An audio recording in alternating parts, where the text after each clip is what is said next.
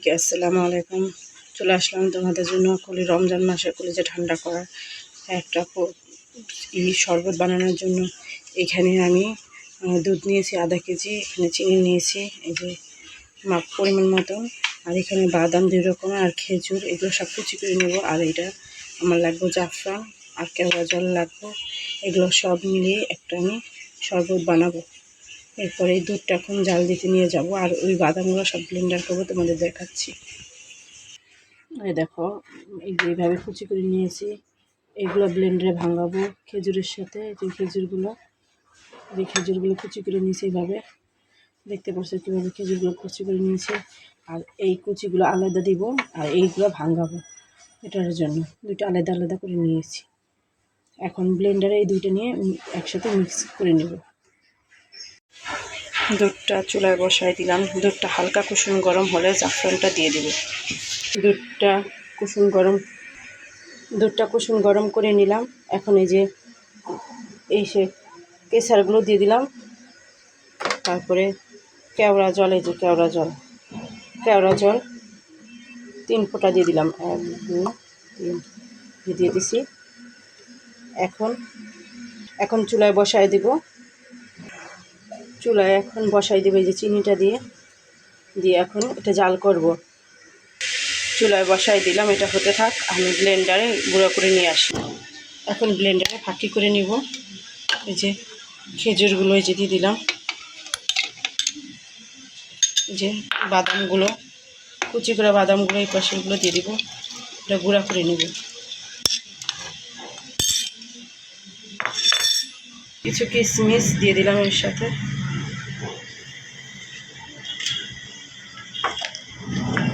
এখন গুঁড়া করে নিব। অল্প একটু পানি দিয়ে দেবো গুঁড়া করার জন্য, দিয়ে দিলাম।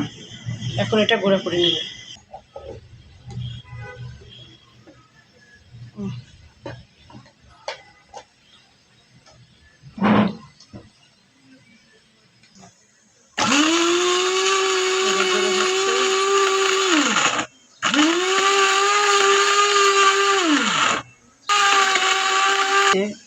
গুঁড়া করা হয়ে গেছে। এখন এই পেস্টটা দুধের ভিতরে দিয়ে দিব। এই পেস্টটা এখানে দিয়ে দিব। বাদামের খেজুরের এই পেস্টটা একটা বলক দিয়ে নামিয়ে ফেলবো। দেখেছো, হয়ে গেছে। এটাও রেডি। কুচি করা বাদামগুলো সব দিয়ে দিব। হালকা একটু রাখবো ডেকোরেশনের জন্য। সবগুলো দিয়ে দিলাম বাদাম। একটা বলক আসলেই নামিয়ে নেব। কলিজা ঠান্ডা করার জন্য এই শরবতটা তোমরা খাবে। জাফরানের শরবত, বাদাম জাফরান সব কিছু মিলে এই শরবতটা অনেক দারুণ, আর শরীরের জন্য অনেক উপকারী। রমজান মাসে সারাদিন রোজা রেখে একদম উপকারী একটা শরবত। এই শরবতটা দিয়ে যদি তোমরা ইফতার করো অনেক ভালো লাগবে। এখন আমি এটার জন্য আগে করেছি। এটা আমি ফ্রিজে রেখে দিব ঠান্ডা করার জন্য। এটা যত ঠান্ডা হবে এই শরবতটা অত দারুণ লাগবে খেতে। আমি ঘরে প্রায় সময় করে থাকি, আমার বাচ্চারা অনেক শখ করে খায়। এখন এটা নামিয়ে ফেলবো। হয়ে গেছে এটা, দেখেছো বলক উঠতেছে, হয়ে গেছে এটা। দেখো এই শরবতটা ঠান্ডা করে নিয়েছি একদম। দেখছো কীরকম হয়েছে। এখন গ্লাসে ঢেলে নিই।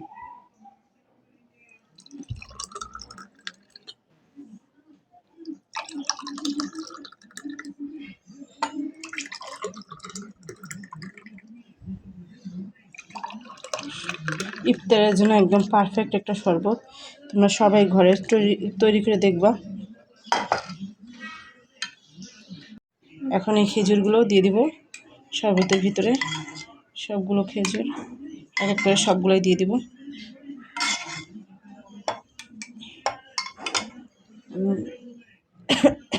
হয়ে গেল আমার শরবতটা। তোমরা অবশ্যই ঘরে ট্রাই করে দেখবো, অবশ্যই অনেক মজাদার। আর সাথে একটু এক্সট্রা বাদাম কুচি দিয়ে দেবো উপর দিয়ে। আর তোমরা চাইলে বরফ সাথে দিয়ে দিতে পারো, আর না হয় ডিপে রেখে খেতে পারো। যে কলিজা ঠান্ডা হয়ে যাবে এই রেসিপিটা খেলে রমজান মাসে। গরমের ভিতরে এখন তো গরম পড়ে গেছে, যথেষ্ট গরম পড়ে গেছে। আজকে এই পর্যন্তই। সবাই ভালো থাকবে। আজকে রমজানের জন্য এই শরবতটা তৈরি করেছি, বাদামের শরবত। এটাকে আরেকটা নামও বলে, এটাকে পেস্তা বাদামের শরবতও বলে। আমি এটার জন্য নাম দিয়েছি কলিজা ঠান্ডাকরণের পেস্তা বাদামের শরবত।